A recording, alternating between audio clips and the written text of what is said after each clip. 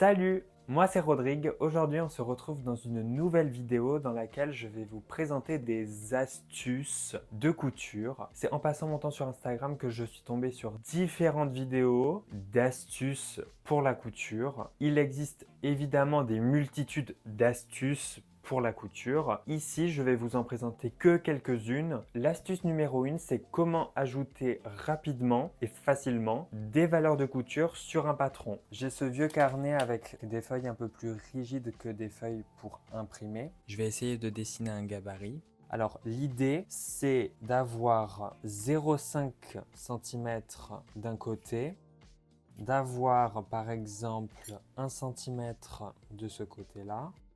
Ici, par exemple, sur le bord de feuille, on va faire 2 cm. Et là, on va faire 1,5. Donc là, c'est 2 cm, 1 cm. Là, c'est 0,5 et là, c'est 1,5. Vous pouvez voir que j'ai dessiné un rectangle avec une partie qui fait 0,5 cm de large, 1 cm de large, 1 cm et demi de large et 2 cm de large. Je vais couper le contour et je vais couper le rectangle qui est à l'intérieur. Comme ça, on aura une forme qui est évidée. Et ça nous aidera pour ajouter soit 1 cm de valeur de couture, soit 1,5, bref. Hop!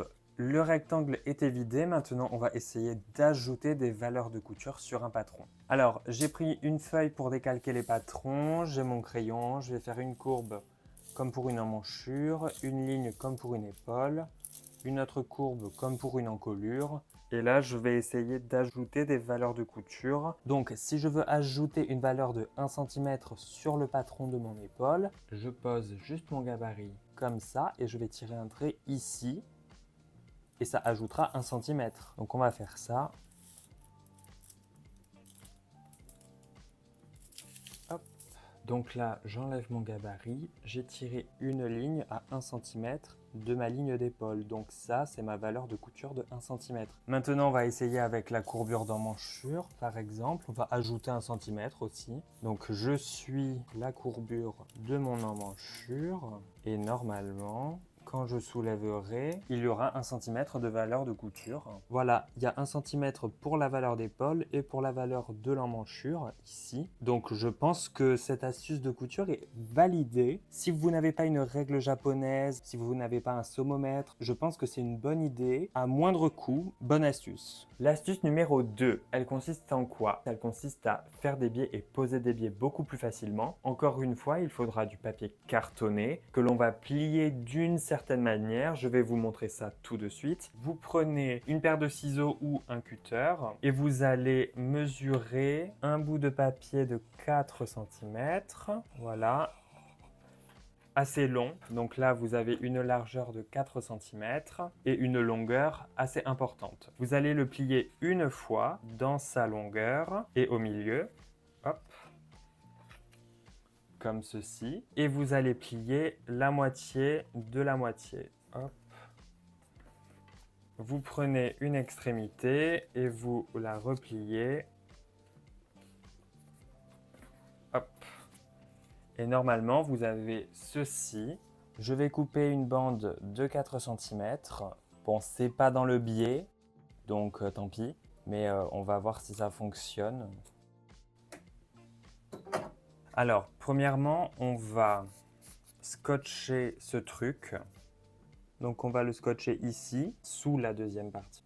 Hop, voilà. Comme ça, là, on peut poser notre bout de tissu. C'est vraiment nul, hein. Oh là là là là. Déjà, rien que de plier, c'est une catastrophe, hein. Attendez, je ne pars pas défaitiste. Je vais poser ce tissu-là sur lequel je voulais coudre le biais. Je suis sûr que ça va faire un bourrage, là. Je le sens, je le sens. Est-ce que ça avance? Ouais. Ouais, bon, c'est de la grosse mais genre énormissime, quoi. Ah, ça m'agace parce que je pensais vraiment que ça allait marcher. Et là, non, en fait, ça fonctionne absolument pas. Voilà, ça donne ça. C'est un résultat vraiment splendide. Bah, dans le pliage, le tissu bloque, donc ça n'avance pas vraiment. C'est une astuce pas validée du tout. Troisième astuce de cette vidéo, elle consiste à utiliser une fourchette pour faire des plis dans votre tissu. Ne me demandez pas pourquoi, c'est pas moi qui l'ai inventé. On met le tissu entre la première et la deuxième dent. On tourne la fourchette vers soi, on la tourne complètement et normalement, on a ceci. Hop. Voilà. Sur le papier, ça a l'air simple. Il faut faire le pli avant de le passer sous la machine. Ok, donc là, j'ai un pli et on va le passer sous la machine. On va voir ça. Ok. Après, on fait un deuxième pli. Voilà. Ouais.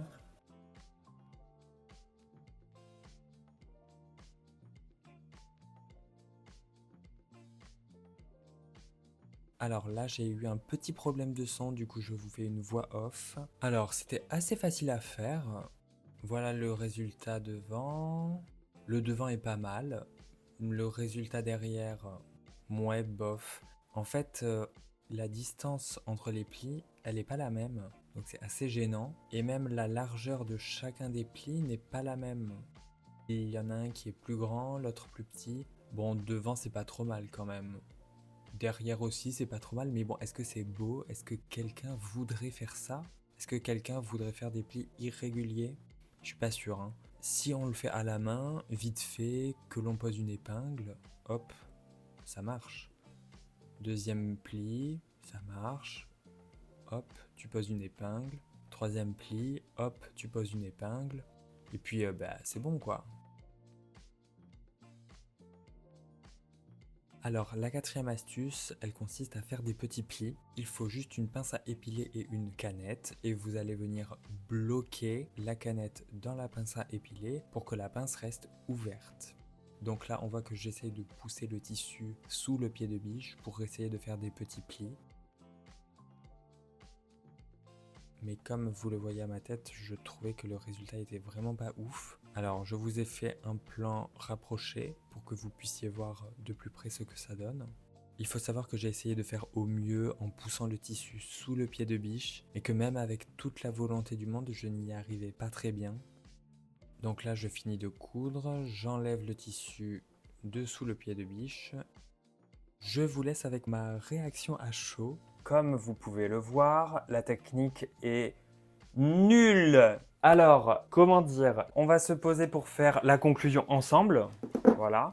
Il y a une astuce sur 4 qui a fonctionné. Toutes les astuces en machine n'ont pas fonctionné du tout. Depuis le début, je fais bien de mettre des guillemets à astuce parce que vraiment, c'était catastrophique. On a cette première astuce qui a fonctionné. Alléluia, il y en a une qui a fonctionné. Vraiment, ça marche, c'est simple, c'est pas cher, c'est très bien. Deuxième astuce, le pliage pour créer des biais et poser des biais plus facilement, ça fonctionne pas du tout. Le tissu est bloqué, peut-être que j'ai mal fait mon pliage, mais en tout cas, le résultat escompté n'est pas présent du tout. Troisième astuce, c'est les pliages à l'aide d'une fourchette. Franchement, les plis sont présents, mais quand on veut faire des plis, on veut faire des plis qui sont réguliers. C'est pas le cas, donc ça fonctionne pas du tout. Et enfin, la quatrième astuce, parce que je trouvais que les deux précédentes étaient tellement nulles qu'il fallait en essayer une quatrième. La pince à épiler bloquée avec une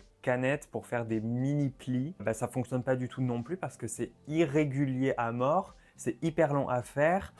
En fait, non quoi, enfin, c'est pas une astuce. Bref, j'espère que cette vidéo, elle vous aura plu quand même. Je vous laisse essayer ces différentes astuces de votre côté pour savoir si elles fonctionnent quand vous les essayez. Je vous laisse avec le mot de la fin. Ciao!